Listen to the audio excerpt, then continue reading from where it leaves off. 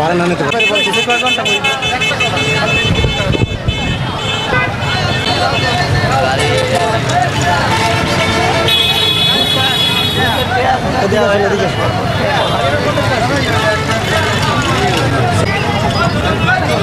অসহায় আমার রিকোয়েস্ট করছে আমি কি দাঁড়ান দিই আমাদের লোক আছে। সমস্যা কি?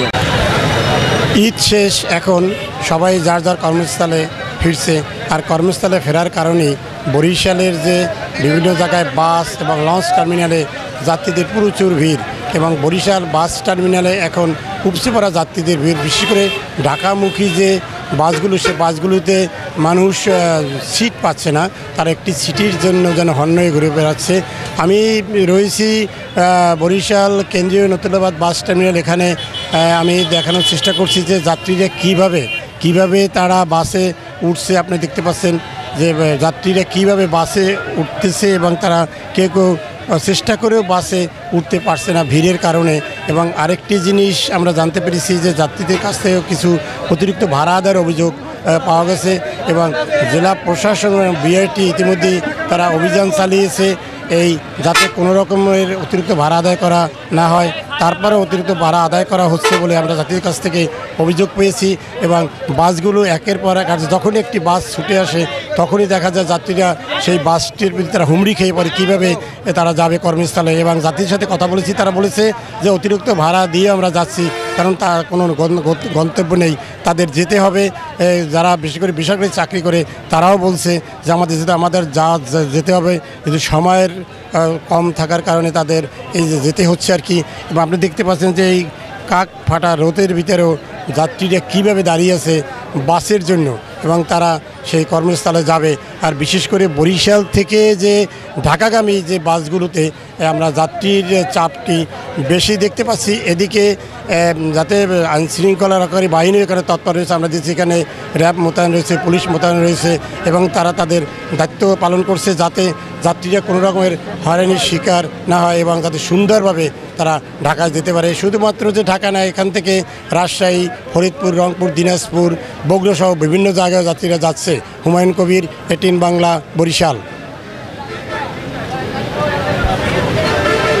আমরা দেখেন এখন যাবো ওদিকে, গাড়ি এমনিতেই পাইতে আসছি না, মন মেজাজ ভালো না, ঢাকা যাব পাচ্ছি, কিন্তু শৃঙ্খলা একদমই কম, বাজে অবস্থা। আমরা যাবো হেমায়তপুর, না গাড়ি পাইতেছি না, চেষ্টা করছি, স্ট্যান্ডে বাস স্ট্যান্ডে গেছি, না পাইনি, কাউন্টারে গেছি, গা পাইনি, না 700 টাকা করে স্যার। সিট পাচ্ছি না, এই তো সমস্যা, সিট পাইতেছি, ঢাকায় যাব, এখন সিট পাচ্ছি না, ঢাকা যাব, কোনো গাড়িতেই নিতে চাচ্ছে না, মনে হয় নাকি জানি না, 1100-1200 টাকা চাচ্ছে। এখন তো আপনাদের এখানে গাড়ি পেতে আসি না, আগে এই ছাড়া নিত আমাদের কাছ থেকে 400 টাকা, আর এখন নিতে আসে 700 টাকা, 300 টাকা বেশি, এবং গাড়িও পাওয়া যাইতে আসে না। জনগণের দাবি তো আর কোনোদিন পূরণ হবে না, এটা সাধারণ জনগণ ভোগান্তি থেকে যাবে। আমরা সমস্ত পদক্ষেপ নিয়েছি যাতে অতিরিক্ত কোনো ভাড়া না নেয়, যাতে মেরিমেরিনে যাত্রী যাইতে পারে সেই ব্যবস্থা নিয়েছি, এবং গাড়ির একটার পর একটা যাইতেছে, এবং আমাদের কিছু গাড়ি ভালো যেসব গাড়ি এইসব গাড়িগুলো দিতেছি। যতক্ষণ সম্ভব গাড়ি আছে সব গাড়িতে যাত্রী নেওয়ার ব্যবস্থা আমরা করতে পারবো ইনশাল্লাহ, আশা করি। অতিরিক্ত কোনো ভাড়া হয়ে থাকলে আমাদের কাছে অভিযোগ কেউ দেওক যে অতিরিক্ত ভাড়া নিয়েছে, তখন আমরা ব্যবস্থা নেব। আমাদের কাছে কেউ না বললে তো আমরা বুঝতে পারবো না। যাত্রীর সুবিধার্থে কোনো রকম এখানে কোনো রকম আইনশৃঙ্খলার কোনো অবনতি না হয়, কেউ টাকা নিয়ে দৌড় না দেয়, কোনো রকম কোনো কিছু না হয়, আমরা সেই ধরনের ব্যবস্থা করছি। এখন পর্যন্ত কোনো ঘটনা ঘটেনি, আমাদের জানা নেই, আমাদের কাছে কেউ আসে নাই। আর আমাদের কাছে না আসলে আমরা তো বুঝতে পারবো না যে আমাদের কাছে কি আসলো।